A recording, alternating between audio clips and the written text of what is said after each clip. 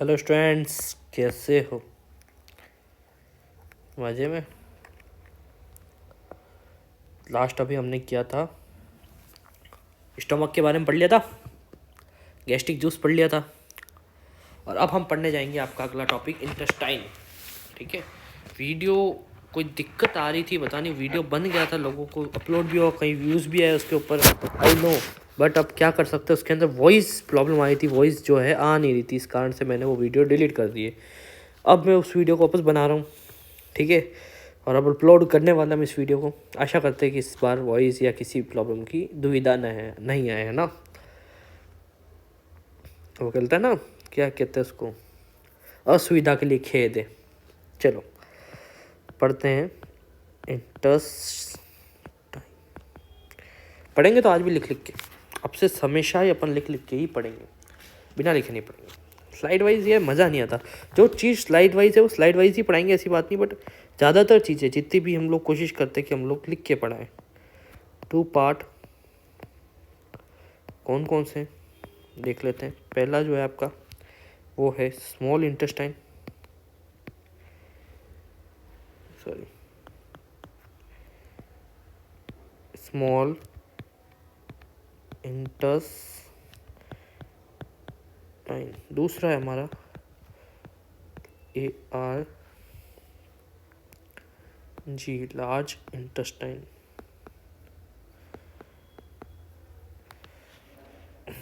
हाँ, एक good news और है, वो बता दूंगा मैं आपको लास्ट में, याद रखना, बतानी है आपको एक गुड न्यूज़। ठीक है ना, वो भी आज आपको बताएंगे। तो हम पहले डिस्कस करते हैं स्मॉल इंटेस्टाइन के बारे में।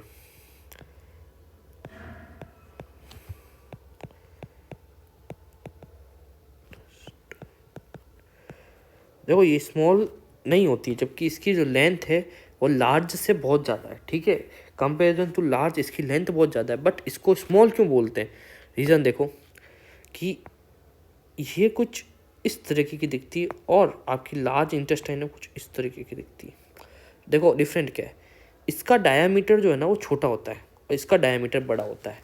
लार्ज इंटेस्टाइन का डायामीटर क्या होता है, हमेशा बड़ा होता है, और स्मॉल इंटेस्टाइन का जो डायामीटर वो हमेशा छोटा होता है। डायामीटर के बेस पर हम लोग है ना इसको स्मॉल और लार्ज में जज करते हैं। ठीक है ना, किसके बेस पे करते हैं? डायामीटर के बेस पे। ठीक है ना, व्यास के बेस पे, कितना व्यास इसका। तो स्मॉल इंटेस्टाइन वापस हम लोग बनाएंगे, और ये चलो, ये आगे 3 टाइप की होती है। एक होती है आपकी ड्यूडेनम, क्या होती है? ड्यूडेनम। दूसरी होती है आपकी जेजुडम। तीसरी होती है आपकी इलियम। इसकी लंबाई कितनी होती है? इसकी लंबाई होती है 25 सेंटीमीटर। जेजुनम की होती है 1 मीटर और इलियम की होती है 2 मीटर। सबसे बड़ी क्या होती है पार्ट? इलियम। मैक्सिमम डाइजेशन कहाँ होता है? डूडेनम में। मैक्सिमम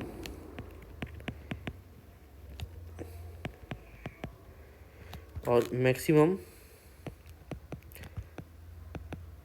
एब्जॉर्प्शन,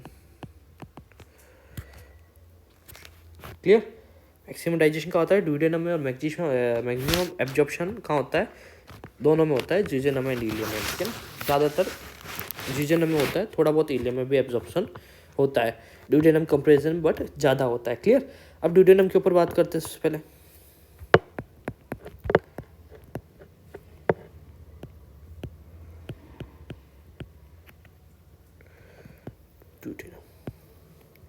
डायग्राम जो हम लोग लास्ट में डिस्कस करेंगे कि हैंडमेड तो पहले कर ही लेंगे अपन, हैंडमेड डायग्राम, और जो फोटोज़ हम लोग हर बार यूज़ करते हैं 2-3 3D व्यू में, वो हम लास्ट में डिस्कस करेंगे। ठीक है, तो सबसे पहला एक वर्ड आता है, एक तो होता है इसमें मैक्सिमम डाइजेशन, दूसरा वर्ड आता है रेट्रोपेरिटोनियम। कलर चेंज करें क्या? चलो आपके कहने पे कलर चेंज करते हैं। क्या है? रेट्रोपेरिटोनियम।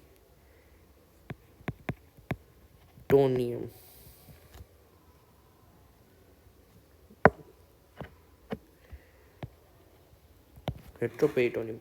रेट्रोपेरिटोनियम का मतलब क्या होता है? जैसे जो है ना, जैसे आपने कोई टी शर्ट पहना है तो इसका जो आगे का पार्ट है, जहाँ डिज़ाइन होती है, उसे हम क्या कहते हैं? Ventral part. और पीछे का जो भाग होता है जिस पे आपका पीठ होता है, पीठ का भाग, उसे हम कहते हैं डॉर्सल पार्ट। तो वेंट्रल भाग में तो क्या है, पेरिटोनियम की लेयर पाई जाती है, ठीक है। बट उसके जो बैक साइड डॉर्सल साइड में, इसमें कोई लेयर नहीं पाई जाती। सीधी जो है ना डॉर्सल साइड से जुड़ी हुई होती है, डॉर्सल साइड में कोई लेयर नहीं पाई जाती। ये सिंगल पेरिटोनियम लेयर पाई जाती है, वो वेंट्रल भाग में, इसलिए इसको कहते हैं हम लोग रेट्रोपेरिटोनियम। आगे बात समझो, रेट्रोपेरिटोनियम क्या होता है कि भाई आगे तो क्या है, पेरिटोनियम की लेयर पाई जाती है, पीछे की तरफ डॉर्सल साइड में क्या है, कोई प्रकार की कोई लेयर नहीं पाई जाती, ठीक है। इसके बाद बात करते हैं मैक्सिमम एब्जॉर्प्शन किस में होता है, वो होता है आपके जीजेनम में। मैंने बोला था जेजुनम, जीजेनम बोलो, जेजुनम बोलो।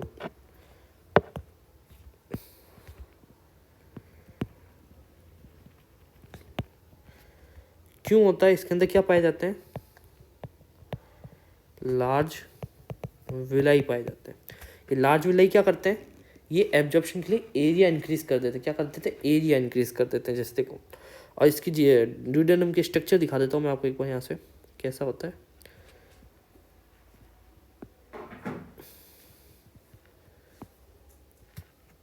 और इसमें एक चीज़ और लिख लो,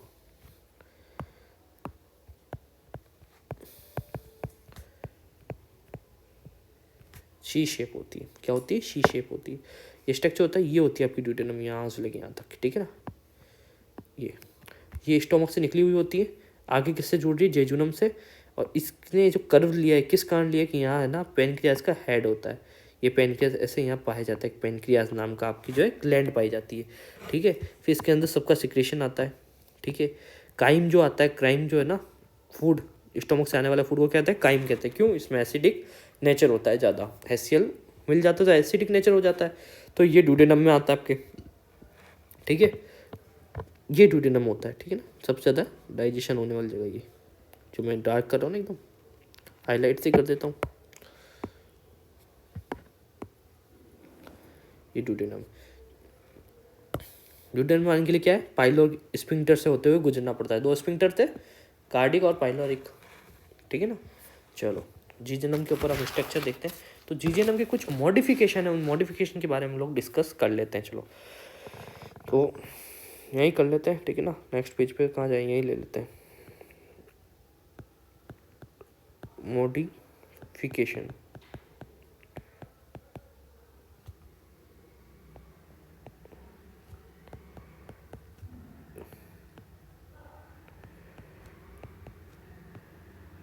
क्लियर। अब देखो मैं एक डायग्राम बनाता हूँ यहाँ पे।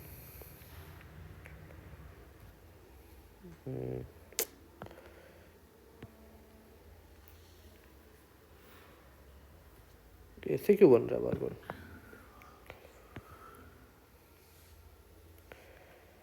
चलो ऐसे बना देते हैं इसको।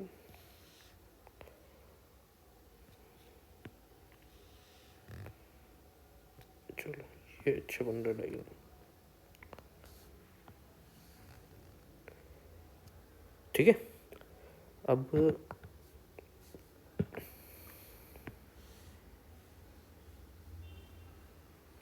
यहाँ पर कुछ इस तरीके के फोल्ड पाए जाते हैं, एसिड क्लियर। अब मैं देखो आपको एक चीज़ बताता हूँ, ये जो बाहर आपको दिख रहा है, ये क्या चीज़ है पता है,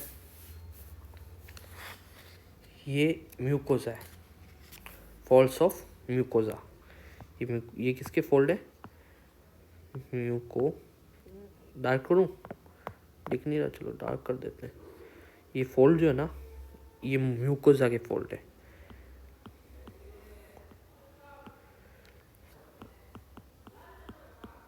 folds of mucosa.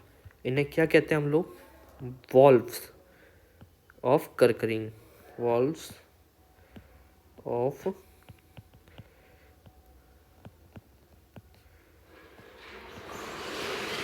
Valves of कर्करिंग।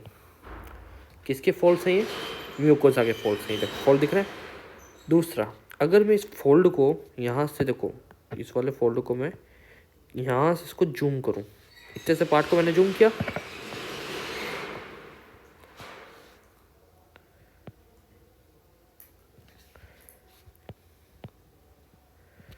मुझे क्या दिख रहा है इसके अंदर, देखो यही बना देता हूँ, ठीक है ना। ये कुछ इस टाइप की मेरे को स्ट्रक्चर दिख रही है अंदर।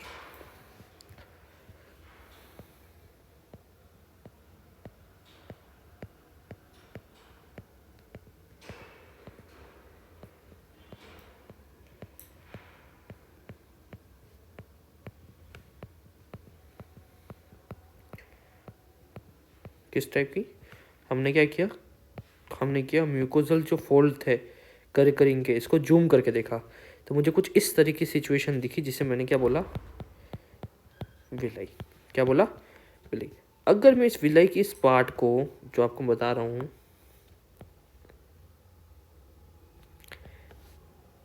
इसको जूम करके मैं यहाँ बनाऊँ तो मुझे क्या दिख रहा है, कुछ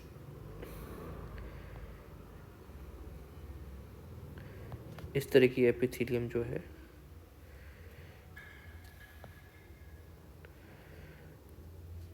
शो हो रही। इसे क्या बोला मैंने, विलाई। देखो क्या सीन था, मैंने एक आपकी जीजेनम का स्ट्रक्चर देखा। स्ट्रक्चर के अंदर मैंने बोला था लास्ट लेयर किसकी होती है, देखो पहले होती सिरोसा, फिर होती मसल लेयर, फिर होती सब म्यूकोजा, और अब होती है म्यूकोजा। तो अंदर वाली लेयर क्या होती है, म्यूकोजा। अब म्यूकोजा में फोल्ड्स थे, मैंने आपको पहले बताया था जब हमने हिस्टोलॉजी पढ़ी थी, वहाँ कर हम लोगों ने एक हिस्टोलॉजी के लिए चार्ट पढ़ा था, जहाँ पर लास्ट चार्ट के अंदर हमने म्यूकोजा की 3 लेयर पढ़ी थी। पहली लेयर क्या पढ़ी थी हम लोगों ने, उसके अंदर मस्कुलेस लेयर, जिसके अंदर पढ़ा था लॉन्गिट्यूडनल एंड सर्कुलर। उसके बाद हमने पढ़ी थी लेमिना प्रोपरिया, माल्ट वाला, ठीक है। माल्ट वाले के बाद हमने क्या पढ़ा तीसरा, एपिथीलियम, किसकी, म्यूकोजल एपिथीलियम, जिसमें अलग अलग फोल्ड थे। जब हमने पढ़ा था ड्यूडेनम और जीजेनम की बारी आई थी लास्ट में, वहाँ हमने कहा था विलाई टाइप की एक स्ट्रक्चर पाई जाती है जो एब्जॉर्प्शन के लिए एरिया इंक्रीज कर रही है। तो वो अब मैं देखो आपको बता, ऐसे फोल्ड होते हैं, इन फोल्ड को कहते हैं हम लोग वॉल्स और करकरिंग। क्या कहते हैं, वॉल्स ऑफ करकरिंग। ये देखो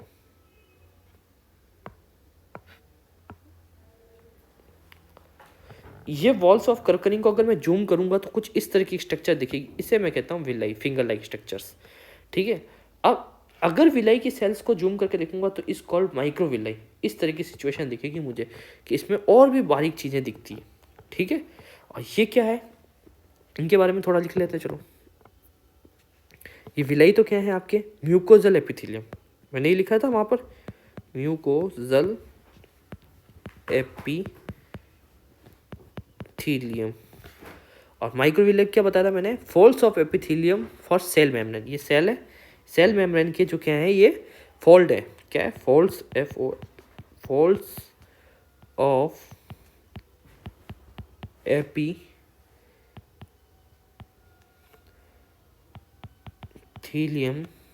सेल मेम्ब्रेन, मेम्ब्रेन, ठीक है। समझ में आया क्या था, वॉल्स ऑफ करकरिंग, और दूसरा है villi and micro villi. I said clear, चलो ठीक है। ये पूरा एक पेज हो गया कंप्लीट। अब दूसरा पेज लेते हैं हम लोग।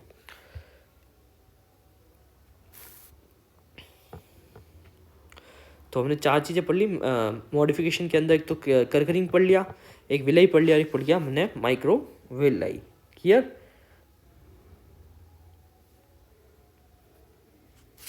और क्या काम आता है, सरफेस एरिया इंक्रीज करने का काम। अब मैं बात करता हूँ ये ऐसा कैसा इलियम में पाया जाता है। अब मैं बात कर रहा हूँ, नेक्स्ट आ रही है आपकी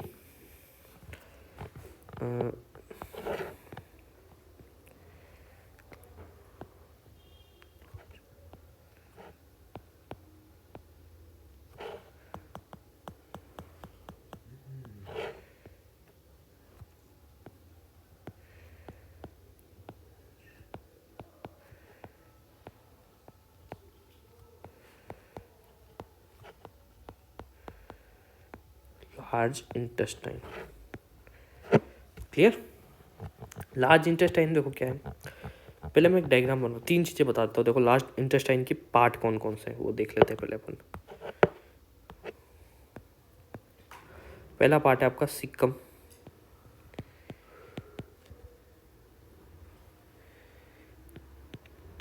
सिक्कम। दूसरा है कोलोन, तीसरा है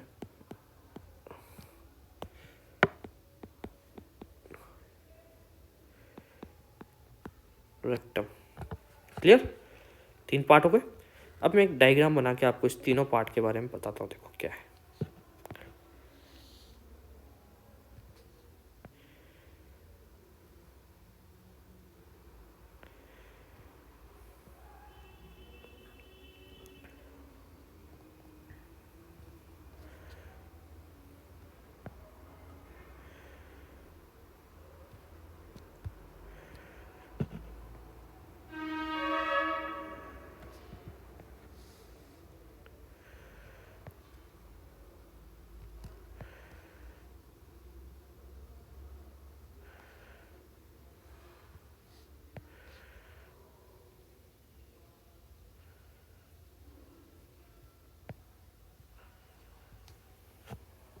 मैं एक बार डायग्राम बना लूँ आपका पूरा, फिर आपको समझाता हूँ क्या चीज़ है, ठीक है ना।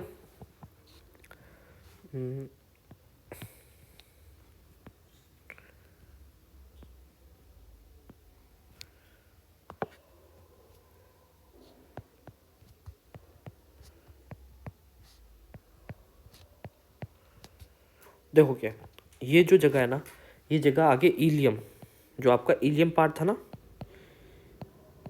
इलियम पार्ट यहाँ से जीजेनम से जुड़ रहा है। तो इसको हम क्या बोलते हैं पता है? इसको हम बोलते हैं इलियोसिकल वॉल। क्या कहते हैं? Ileocaecal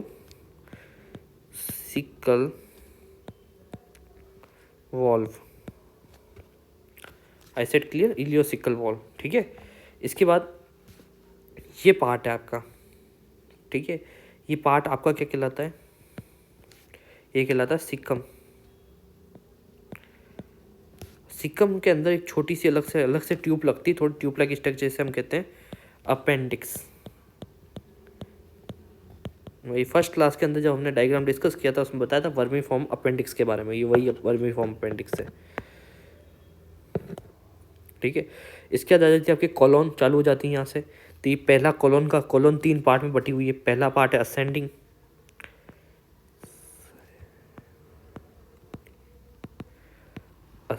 colon. इसका दूसरा आ जाता है ये ट्रांसफर कॉलोन,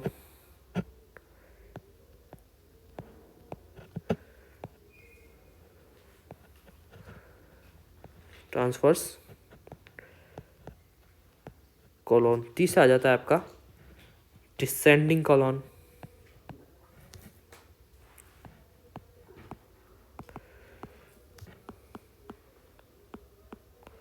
उसके बाद चौथा आ जाता है सिग्मोइड कॉलोन।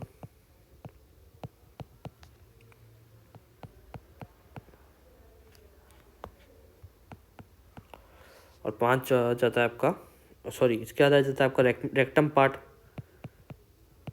और इसके बाद आता है एनस या एनल, दोनों कह सकते हो। क्लियर। अब मैं देखो दिखाता हूँ क्या चीज़। अगर जहाँ से इलियम जो है सिक्कम से जुड़ती है, इस जगह को हम कहते हैं इलियोसिकल वॉल, ठीक है। इलियोसिकल जंक्शन भी कहते हैं कई लोग। इसके बाद जाता है पार्ट आपका सिक्कम, ठीक है। वो यहीं होता है, बट अब क्या है कि वो जंक्शन बताया, इस कारण से क्या है आपको जो है वो थोड़ा इसको नीचे बना दिया। सिक्कम पार्ट के अंदर पहले बैक्टीरियाज पाए जाते थे, जो सेलुलोज के वगैरह पाचन के लिए यूज़ किए जाते थे।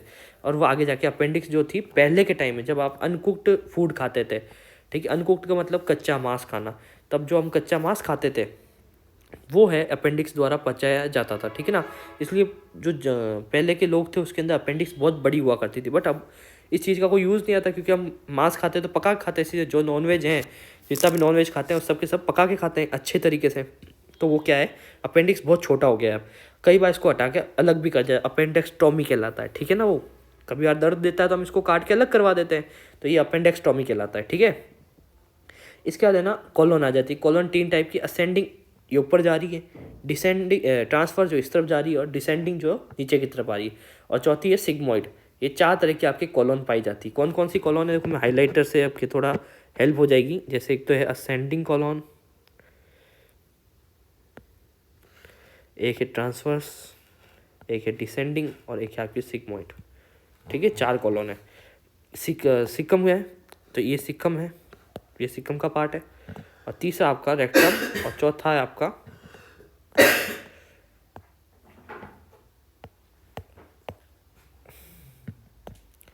एनस। क्लियर। ये एक डायग्राम मैंने आपको बताया इसके अंदर। अब ये यहाँ से घुमा हुआ जो आपको दिख रहा है पार्ट, जैसे ये जो मूवमेंट हो रही है आपके लिए, देखो ये मूवमेंट हो रही है यहाँ पर ये चेंज हो रहा है डायरेक्शन चेंज क्यों हो रहा है पता है? यहाँ पर वो प्लेक्सस पाए जाते हैं। प्लेक्सस का मतलब क्या होता है? घुमाव। यहाँ पर आपका लीवर आ गया है, इस पार्ट में आपका क्या आ गया? लीवर। तो ये क्या आ गया? Hepatic plexus, FLEXURE flexor, hepatic flexor, ठीक है। और इस तरफ क्या आ गया आपका? स्प्लीन फ्लेक्सर, ठीक है। जगह कम इसलिए मैंने शॉर्ट में लिख दिया, ठीक है ना। तो ये फ्लेक्सर कारण क्या है? ये घूम जाती है आपकी जो आंत है ना, ये घूम जाती है स्मॉल लार्ज इंटेस्टाइन, ठीक है ना। इस तरफ से ऐसे मूव हो रही है, ठीक है ना। ये मूव होने के कारण क्या है? इस तरफ तो आ गया आपका लीवर, उस तरफ आ गया आपकी स्प्लीन जो इसको मूव करके रखती है, ठीक है। फिर कुछ एनस के ऊपर आ जाओ। ये जो पार्ट है इसको मैं यहाँ जूम करके बना रहा हूँ, ठीक है ना। ये कुछ इस तरीके का पार्ट है, देखो।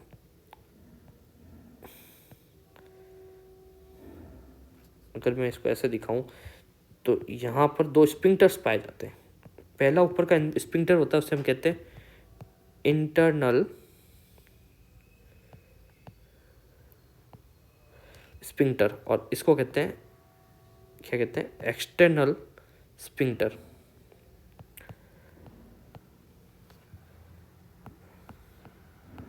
ये दोनों क्या कहलाते हैं? Anal sphincter. क्लियर?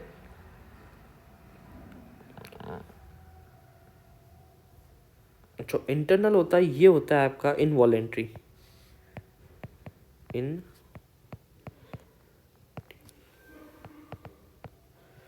और नीचे वाला जो होता है एक्सटर्नल, ये होता है voluntary,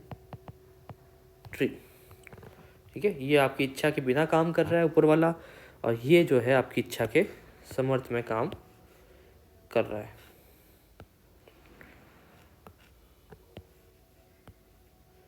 clear? Anus B. Rectum क्या करता है? देखो, सिक्कम पार्ट के अंदर कुछ बैक्टीरिया पाए जाते हैं, ठीक है। उसके बाद कॉलोन क्या करता है? कॉलोन जो है और इसको अवशोषण वगैरह जो करना होता है वाटर का, वो कर लेता है, ठीक है। पानी का जितना एब्जॉर्प्शन होता है वो यहाँ हो जाता है। रेक्टम के अंदर क्या होता है?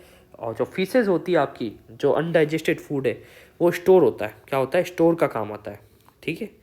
इसके बाद मैं आपको एक चीज़ और इसके अंदर बताता हूँ, कॉलोन की बहुत सी चीज़ बताने वाला हूँ मैं आपको।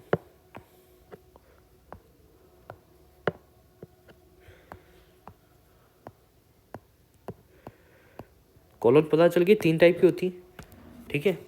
अब एक जिंदा आदमी है, क्या है? जिंदा आदमी, लिविंग, इसके अंदर कॉलोन होगी 100 सेंटीमीटर की। जबकि अगर उसका ऑटोटॉप्सी कर दी जाए तो उसके अंदर उसकी जो कॉलोन जो निकलेगी वो 150 सेंटीमीटर निकलेगी। ऑटोटॉप्सी का मतलब है पोस्टमार्टम के टाइम, जब कोई आदमी मर गया है, जब उसका पोस्टमार्टम किया जाता है तब पता चलता है उसकी जो आंत है उसकी लंबाई 150 सेंटीमीटर हो गई, जबकि कॉलोन की। तो और जब हम देखते हैं लिविंग होता है तो उसकी कॉलोन की लंबाई 100 सेंटीमीटर थी। ऐसा क्यों? तो वो भी मैं आपको एक स्ट्रक्चर से दिखाता हूँ। ये देखो,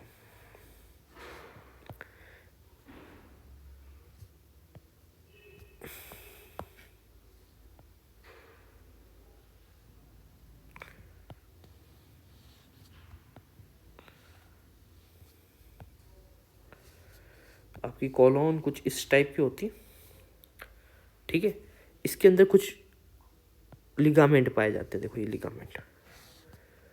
अब ये लिगामेंट एक एक नहीं है, ये पूरे टोटल यहाँ से 3 लिगामेंट चल रहे हैं, बट ये 3D स्ट्रक्चर में कुछ इस तरीके के दिखेंगे आपको। 1 2 3 ये अंदर बने हुए ना, ये है आपके, देखो मैं इसको कलर चेंज करके बनाता हूँ। ये अंदर दिख रहा है, ये है आपके लिगामेंट। यहाँ पर भी कलर चेंज कर देता हूँ अंदर की तरफ।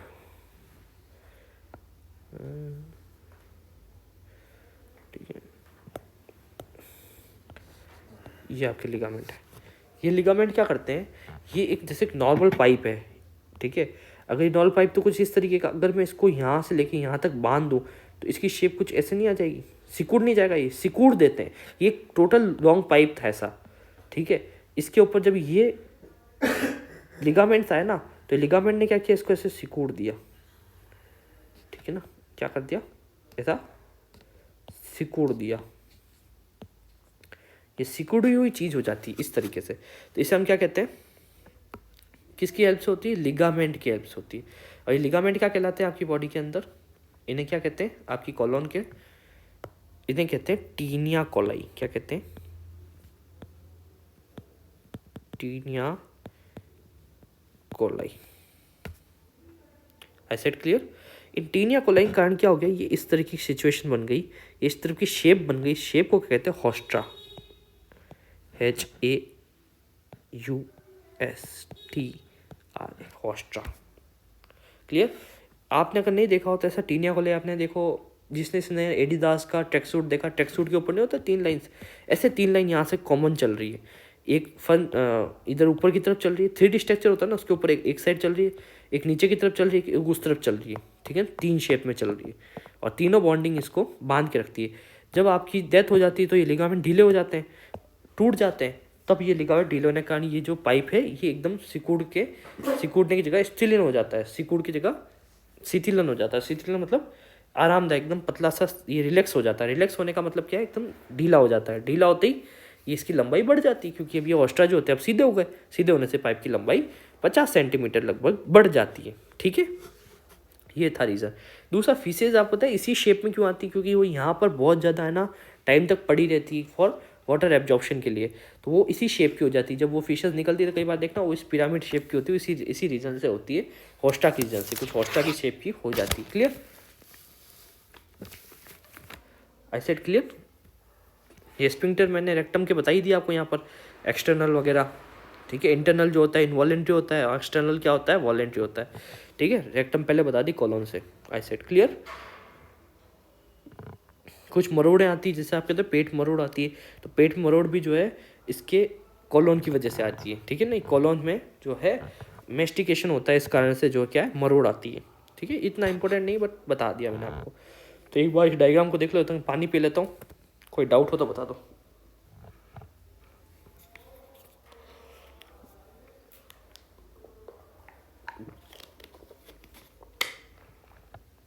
रीड कर लिया डायग्राम, चलो आगे बढ़ते हैं। स्मॉल इंटेस्टाइन हो गई, लार्ज इंटेस्टाइन हो गई। अब मैं बात करता हूँ कुछ डाइजेस्टिव ग्लैंड के बारे में। क्या टॉपिक यहाँ से छोड़ दें, चलो ये टॉपिक यहाँ छोड़ देते, फिर अलग से एक पूरा टॉपिक ग्लैंड के ऊपर, लीवर के ऊपर डिस्कस करेंगे, ठीक है।